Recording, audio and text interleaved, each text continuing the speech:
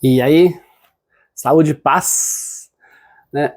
Hoje eu queria te perguntar, né, se você tem ideia de qual é o seu valor, né? Valor pessoal, valor profissional, né? Como você se olha, como as pessoas olham você.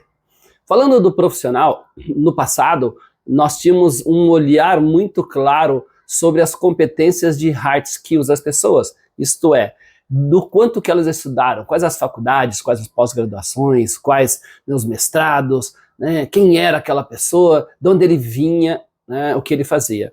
E aí, muitas vezes, né, o QI, né, o que indica, colocava as pessoas nos melhores lugares, nas melhores empresas, com os melhores salários.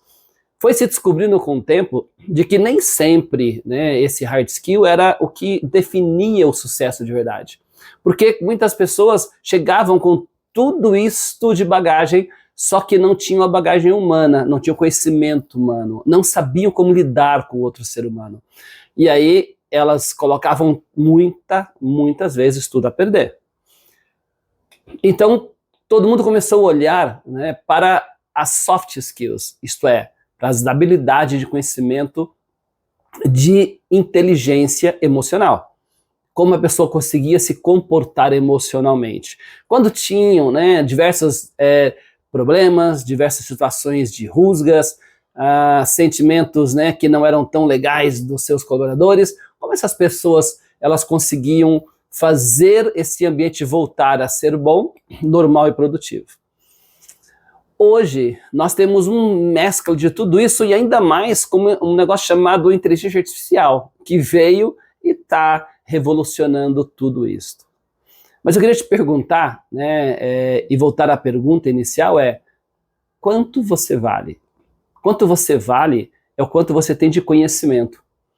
Conhecimento externo, conhecimento, né, do que você pode, mesmo ser autodidata.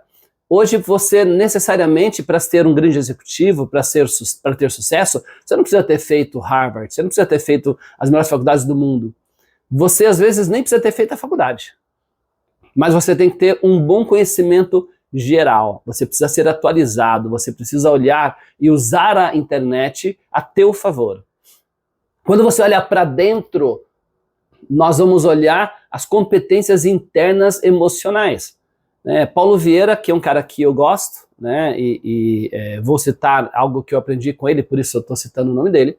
Ele diz que, na concepção dele, inteligência emocional, engasguei, né? Inteligência emocional é a habilidade que as pessoas têm, né, de tirar o melhor, né, nas ações, com a intensidade correta, da maneira correta, de extrair o que há de melhor dela e das outras pessoas. E fazendo assim um ambiente e resolvendo coisas em que normalmente daria um caminho ruim. Usando as minhas palavras, mas no meu entendimento é o que ele me passou.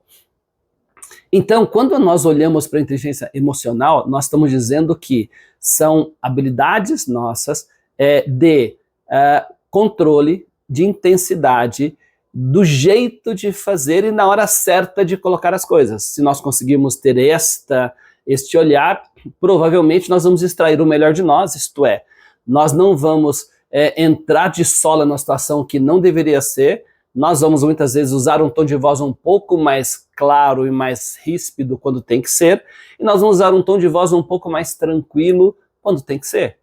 E na intensidade correta, da maneira correta. E aí, provavelmente, a pessoa que está do outro lado vai olhar e vai falar, cara, talvez eu esteja passando do ponto, e a gente consegue chegar num acordo muito mais viável. Fora isto, eu preciso também olhar uma coisa chamada empatia. Edson, mas você acabou de falar que se eu tiver inteligência emocional, eu também consigo acalmar outra pessoa. Empatia é um pouco diferente disso, na minha opinião. Empatia é você conseguir olhar a pessoa com os olhos dela. É você sair da tua cabeça, sair do teu entendimento, sair do teu mapa e olhar pelo mapa dela e perguntar, cara, como terá sido o dia dessa pessoa? Qual é o sentimento que ela tem? será que, né, se eu recuar um pouco, se eu respirar mais, eu não consigo fazer ela respirar também? Qual é a dor dela? Quando eu faço isso usando inteligência emocional, empatia, eu começo a fazer uma conversa real com os outros. Porque aí eu vou usar uma outra ferramenta que está aqui na minha orelha, que é a escuta ativa. Isto é, eu vou escutar as pessoas de verdade. O ser humano tem uma clara disposição para escutar metade do que os outros dizem. Isto é, eu começo a escutar o que me dizem, eu já começo a achar uma resposta na minha mente, e aí eu vou da conversa e fico tentando achar respostas. E quando a pessoa termina, eu só dou resposta para metade do que ela falou, porque outra metade eu não escutei. E aí a comunicação não é boa. A comunicação acaba sendo ruim. Então eu preciso ter uma escuta ativa, não só em vendas, na minha vida como um todo. Porque no próximo passo disso, eu vou falar sobre uma coisa que é muito, muito importante também, que são as nossas crenças. Crenças é tudo aquilo que nós acreditamos como convicção. E detalhe, as crenças normalmente não são nossas, elas são de outras pessoas. São imputadas muito provavelmente, principalmente na nossa infância, né, dos nossos pais, nossos avós, nossos tutores, nossos professores, pessoas que nós olhamos e nós acreditamos autoridade para ela. Então o que ela dizia para a gente é correto e faz sentido. A gente sempre usa o exemplo da manga com leite. Durante muitos anos, tomar manga com leite era totalmente proibido. Por quê? Porque você morria. Hoje você toma manga com leite como se fosse água e você não morre. Mas naquele tempo, a crença era de que isso aconteceria. E detalhe, se você ousasse dizer que não era verdade, né, a tua mãe, a tua avó, aquela pessoa que estava embutida daquela crença dizia, olha, é sim, porque eu conheço, eu ouvi falar do padre X, da pessoa Y, que morreu exatamente porque fez essa combinação muito perigosa. E você falava, bom, se alguém aconteceu isso, se ela sabe que alguém viu, por que que eu vou me meter a besta e vou querer fazer? Não, eu vou continuar vivinho aqui. Qual é o seu valor? Nossa, Edson, que salada você fez, né? Por que toda essa salada aí? Cara, porque nós somos feitos disso. Nós somos feitos das nossas crenças, nós somos feitos daquilo que nós, da forma como nós conduzimos a vida, nós somos feitos de como nós aproveitamos o que a vida nos dá. Nós somos feitos de escolhas. As nossas escolhas nos levam a uma outra palavra muito legal que eu falei esses dias, tenho falado constantemente, se chama autorresponsabilidade. Autorresponsabilidade é você entender que a vida é tua, minha cara e meu caro. É você entender que está na tua mão para resolver as coisas. Nossa, Edson, mas eu não sei como resolver. Cara, vem aqui que eu te ajudo. Vem pro Pílulas.